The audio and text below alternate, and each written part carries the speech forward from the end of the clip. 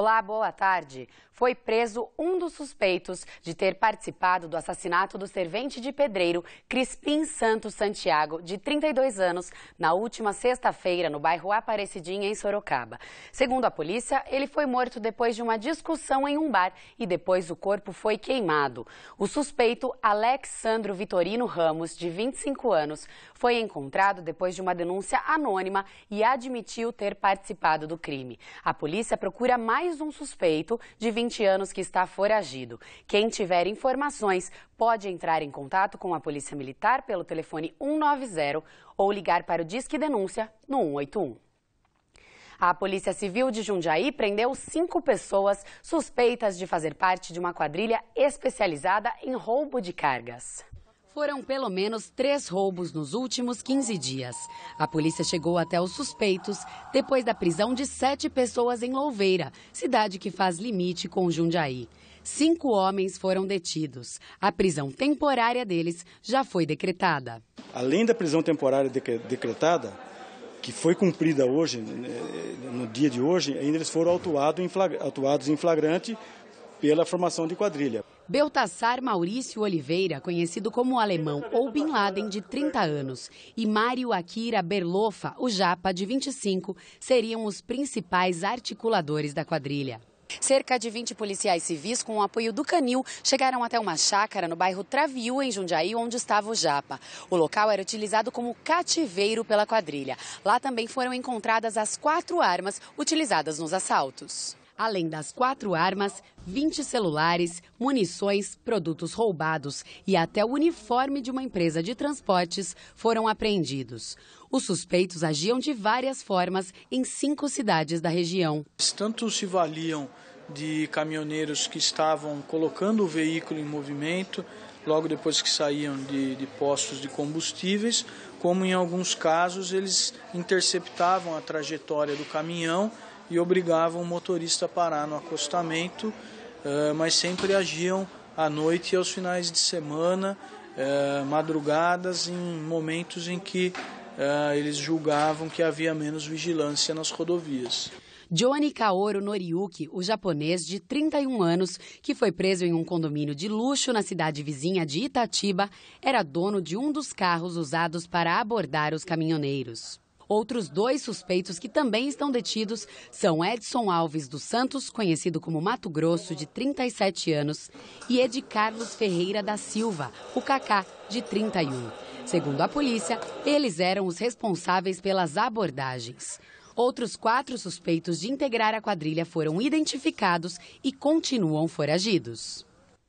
E ainda em Jundiaí, um homem atirou e matou a namorada e o suposto amante dela e depois se matou. O crime foi nesta terça-feira, na loja em que a mulher trabalhava, no bairro Eloy Chaves. O filho dela, de aproximadamente 2 anos, teria presenciado os assassinatos. A polícia agora está à procura do pai da criança, já que a mãe era separada dele. E a gente continua a falar sobre Jundiaí. A ameaça de uma explosão provocou pânico em uma escola da cidade. Para se ter uma ideia, o GAT, Grupo de Ações Táticas Especiais da Polícia Militar, precisou ser acionado. Moradores do bairro ficaram assustados com a movimentação. A ocorrência começou na Avenida Fernão Dias Paes Leme, na entrada do Jardim São Camilo. A polícia militar perseguia 2 homens em uma moto e na altura dessa viela, na rua Pedro Latance, eles jogaram uma sacola com explosivos. A viela fica próxima à Escola Estadual Maria José Maia de Toledo.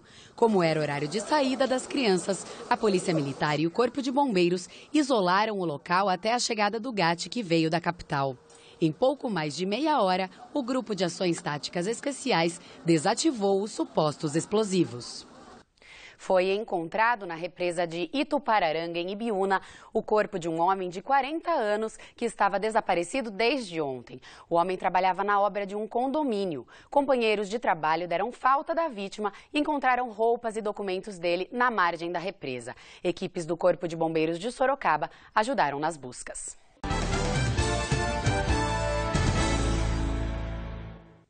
Olha só que susto! Um caminhão atingiu uma casa na Vila Progresso, em Sorocaba. O acidente foi às 9 da manhã. O caminhão de 8 toneladas desceu a ladeira, derrubou o muro e destruiu esta casa em que moravam 4 pessoas da mesma família. O único morador que estava lá dentro não ficou ferido. O caminhoneiro não sabe por que o veículo desceu. O caminhão foi guinchado ao meio-dia. A casa foi interditada pela Defesa Civil e precisou ser demolida. Os imóveis vizinhos não foram afetados. Um levantamento da Polícia Militar mostra que no ano passado ocorreram 59 homicídios em Sorocaba, enquanto em 2014, nos 4 primeiros meses do ano, já foram 40 homicídios registrados. Os dados foram apresentados durante uma audiência pública realizada nesta terça-feira na Câmara Municipal de Sorocaba, que debateu o crescimento de ocorrências policiais na cidade. Ainda segundo os dados da PM, 50% dos crimes são praticados por pessoas que já foram presas. Por outro lado, apenas 20% das ocorrências levam à prisão, enquanto 80% permanecem impunes. Agora a gente fala do tempo. Quarta-feira de sol com algumas nuvens. Em Sorocaba, a mínima é de 15 e a máxima de 26 graus. Confira como fica o tempo em outras cidades da nossa região.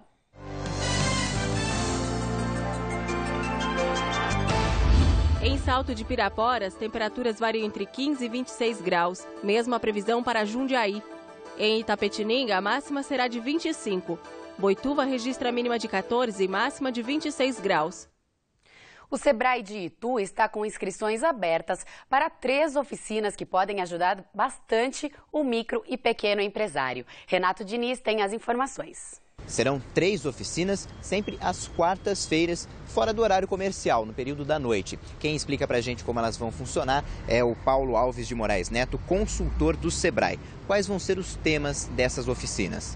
A primeira nós vamos falar de empreendedorismo, começa hoje.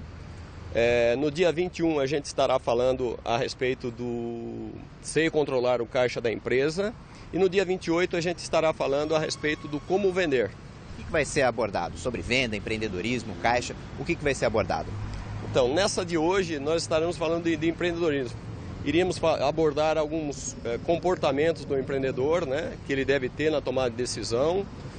Do controle de caixa nós estaremos falando da importância dele separar o caixa da empresa e o caixa da vida particular dele, né, que poucos fazem. E o último tema, que é de como vender melhor, a gente vai falar de algumas técnicas de venda. Muito obrigado pelas informações. As inscrições devem ser feitas pelo telefone do posto do Sebrae, que é o 11 4886 9641.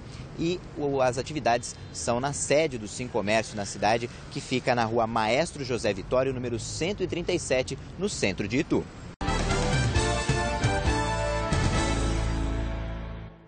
Três meses depois do desabamento da arena multiuso em Sorocaba, o entulho ainda não foi retirado do local. A previsão era de que o laudo que apontaria as causas do acidente ficasse pronto no começo de maio, mas nem o contrato para esse serviço foi concluído. A cena de destruição continua. 3 meses depois do desabamento do telhado e de parte da estrutura, pouca coisa mudou na arena multiuso de Sorocaba. A obra, iniciada em 2012, está interditada desde o acidente, durante um temporal em fevereiro.